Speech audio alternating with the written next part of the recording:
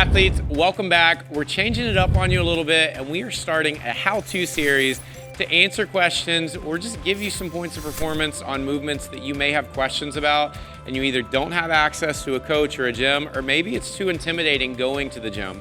So we got your back. We want you guys to be interactive with this and give us feedback on movements you would like to see and questions that you have on particular movements. We've got double unders that we are going over today, so we're gonna give you some points of performance and give you some things you can work on to develop this skill, or if you haven't gotten your first double under, we hope to help you do that today. So we're gonna cue the canned applause right now, and then I got Shane stepping in for us. So what we're gonna do is that we're gonna start working without a rope first. Shane is very proficient at double unders, but we're gonna start from the bottom and then we're gonna work our way up. So the first thing I'm gonna have Shane do is he's gonna keep his hands by his side, and we're gonna start with what I call a bunny hop. So with our bunny hop, it's gonna be like a single under jump. So we're just gonna jump. And what we're gonna be doing here is that we're gonna be making sure we're keeping our ankles loose. If we think about our heel almost kissing the ground in between jumps, that's gonna keep you going relaxed. That's gonna keep you from staying in a permanently flexed position with your calves. So when you're doing double unders or single unders, if you're the kind of person that your legs always blow up on you, we gotta think about staying a little bit more relaxed. Even if you have singles or doubles, this is a great drill just to do to kind of get yourself warmed up so that we can go back and forth there. The next thing we're gonna do is that we're gonna start jumping, and at the top of the jump, when we're off the ground, Shane's just gonna give himself a small thigh pat on each side. This is gonna help with the timing that we're gonna be developing for the double under. So he's gonna go ahead and start, and we're staying relaxed here. We want our shoulders relaxed, we want our ankles relaxed, and then we're gonna go ahead and relax. Now, what we're looking at is that the difference between our single and our double is that our double under is a little bit of a higher jump and it's a little bit faster of a rope swing. So what I'm gonna have Shane do is we're gonna go back into our singles, and I'm gonna have him go lower with the singles. So go ahead and give me the thigh pat and the jump. Good. And I basically want him coming off the ground as low as he possibly can and still getting that thigh pat in there. There we go, just like that. And now let's go ahead and increase the jump, and we're gonna go into a double pat at the top.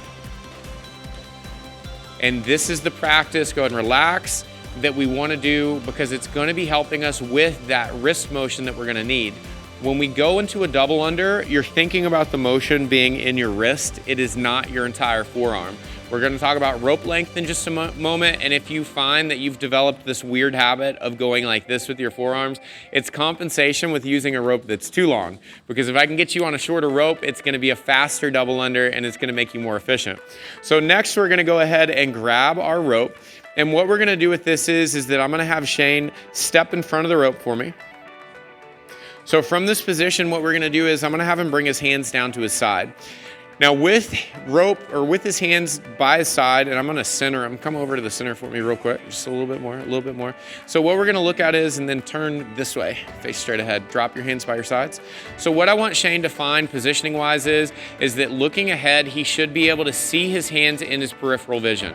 What ends up happening is that when we get tired doing double unders or single unders, our shoulders get tired and our hands start to drift and come back, and this is how we end up missing our reps. So we're gonna go back to that position again, and all I want Shane to do for me is we're gonna go ahead and go into singles right now. So he's gonna go ahead, and singles can be very difficult if you're proficient at double unders, if you don't practice the skill, but Shane had some practice time and he picked them up again right away. And go ahead and relax. Now that we've added the implement, we're looking at trying to stay relaxed here, because a lot of times if you're working on Olympic lifting and you get a barbell in somebody's hand from a PVC, they tighten up again. So we want to get comfortable with these single unders. Shane's gonna go ahead and go back through some single unders, staying relaxed in his shoulders, keeping the movement in his wrists.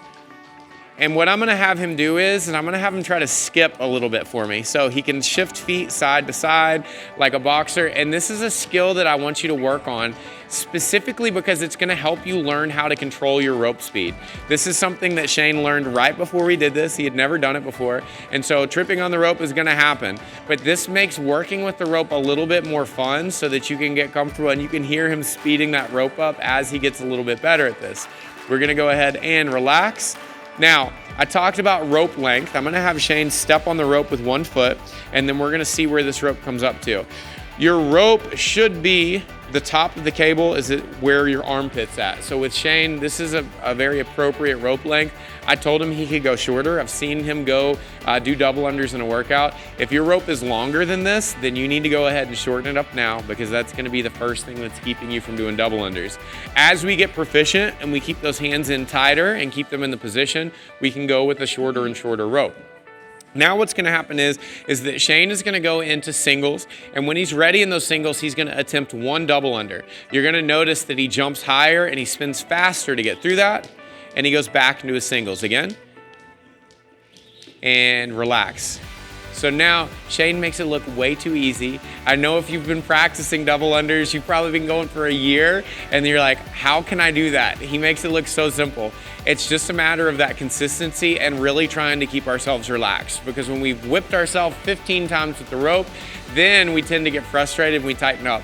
So if you can find a rope that is not bare steel with a little bit of a thicker cable, it's at least not gonna hurt as bad when you whip yourself and make you more likely to keep trying to work at it.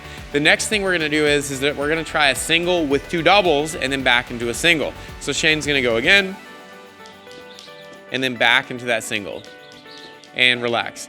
So you notice that Shane does a great job of keeping the hand positioning and keeping the movement in his wrist. The purpose of doing the single, double, single is helping you figure out that rope speed. When we're going through, we want to keep that low body relaxed and make sure those hands stay in the proper position. When you're working on your double unders and you're trying to develop the skill, give yourself 5 minutes. You can do it each day or every other day. When you come into the gym, grab your rope, warm up with about a minute of singles, and then start attempting doubles. At the 5-minute mark, whether you're doing the best you've ever done or you've whipped yourself the entire time, you're done. This is gonna allow you to get enough practice in and enough experience with the rope that it will add up day after day. I never want you guys working on this when your calves are already sore, so give yourself a little bit of a break, and it will also help you to roll the bottom of your foot out with a lacrosse ball when you're done, just because it can be, if you're really, really tight and we're keeping ourselves in that position, our feet need some love as well.